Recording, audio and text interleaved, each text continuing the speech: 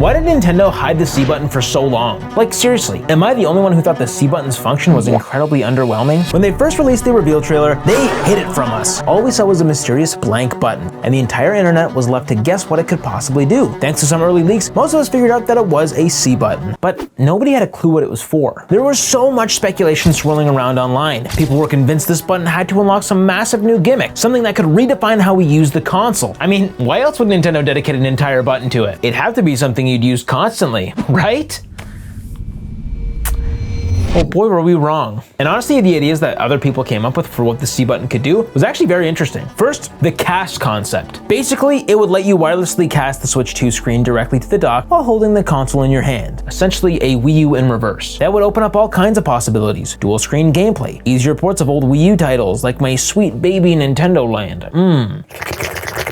And even support for DS and 3DS games on NSO with a second screen. That would have just been incredible. But the more I thought about it, why would there be a dedicated button for casting? Especially if you couldn't use it in every game. What if you were playing something that didn't support dual screens? Would it just mirror the display? It's almost too good of an idea. It feels like a very Nintendo move, but it's kind of impractical for developers and literally everyone. But maybe it's just a little bit ahead of its time, like me. The other big theory was that the C could mean community, essentially a modern revival of Miiverse. I'm not sure how often people would actually use it, but the idea is that it would be like a central hub where you could upload gameplay clips, interact with others, and do a bunch of wholesome little Nintendo-y things. And to be completely honest, when they announced Tomodachi Life, I thought that was a sign. I figured Nintendo might actually be building towards some kind of Mii-driven community hub again. Not a full-on Miiverse reboot, but something in that spirit. With all the secrecy around the C button, it just felt like the perfect opportunity to give the Miis a second life. But as you know, we did not get the community tab, technically. Because the official purpose of this mysterious C button is something Nintendo calls game chat. And look, sure, it's revolutionary, but only for Nintendo. PlayStation and Xbox have had built-in voice chats for years. This isn't some game-changing new innovation. It's just Nintendo catching up. And once again, what's kind of wild is that they made an entire button for this. And yes, before you let me know, yes, I know PlayStation has a little button for the chat, but it's not to enable chat. It's to control your mic and turn off your mic and mute the volume. There's so many other things that Nintendo just had to do a Nintendo thing. First off, what is game chat? What does the C button do? Why do we need it? Why does it need to be an entire button? What's the purpose? Let me sum it up in 3 words. Discord, but worse. At least that's what it feels like to me at first glance. Game chat is Nintendo's way for Switch 2 users to communicate with each other via voice and camera, which I did an entire video on. That camera is so silly.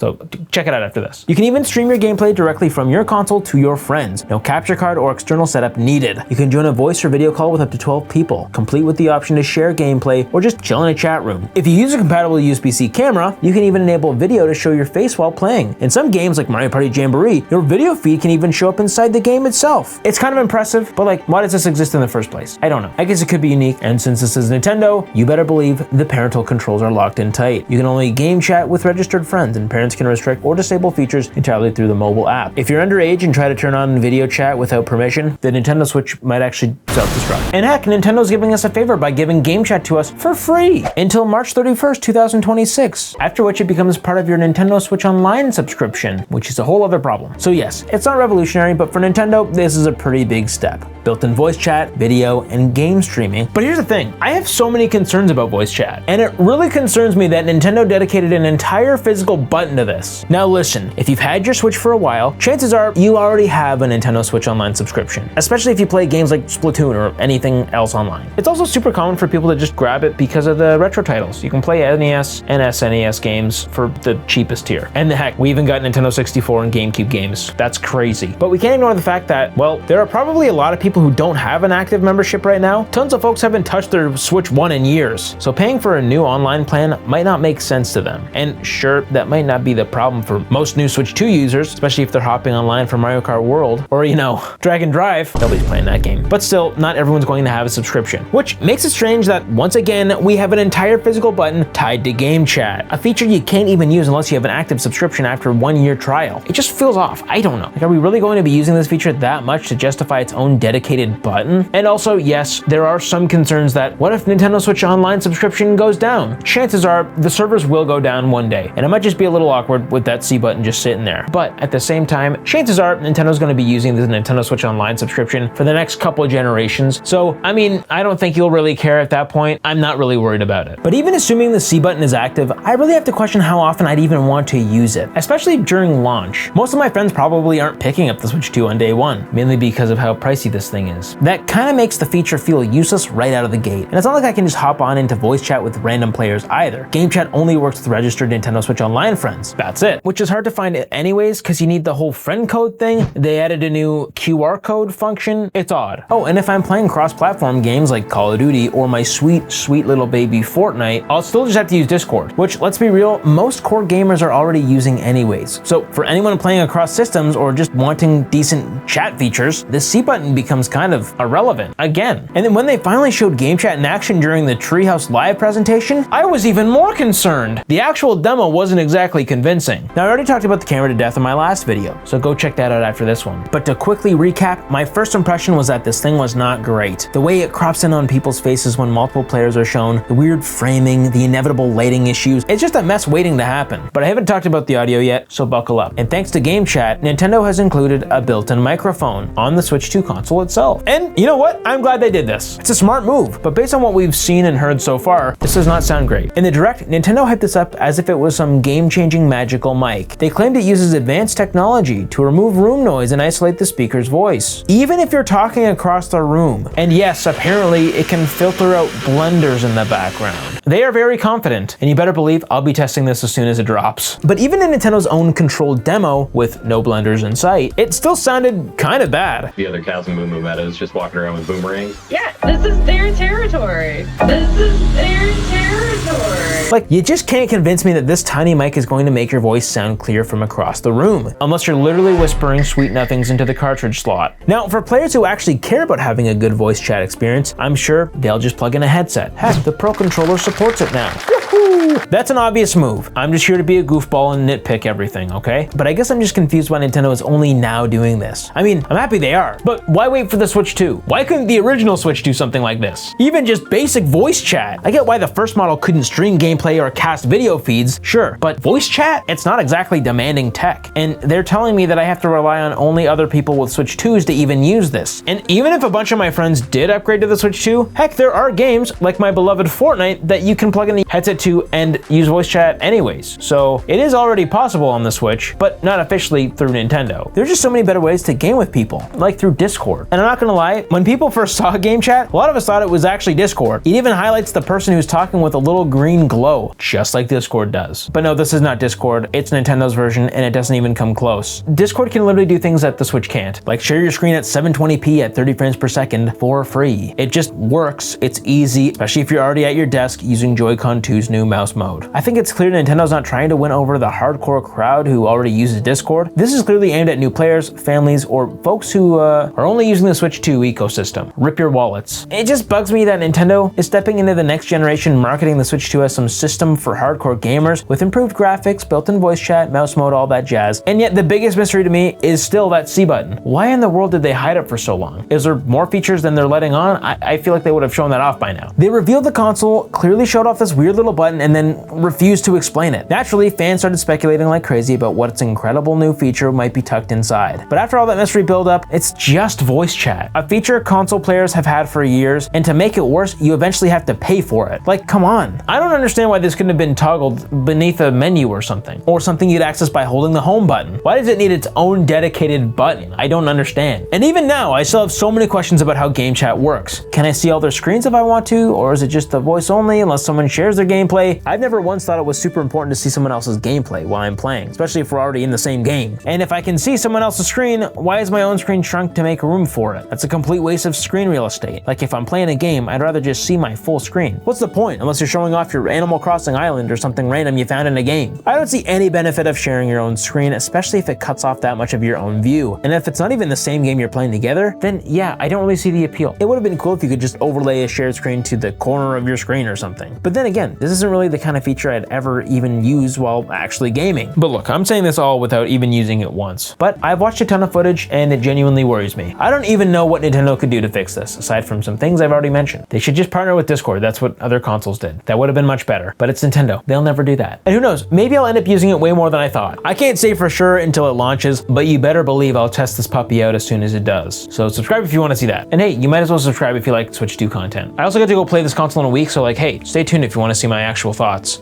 on the console itself. I'm so excited. It's literally like Christmas. I can't sleep at night. Thanks for watching. See you later. And hey, if you like Nintendo Switch 2 content, you might as well click this video because YouTube thinks that you're going to want to watch it. So thanks. Have a good one. I love you.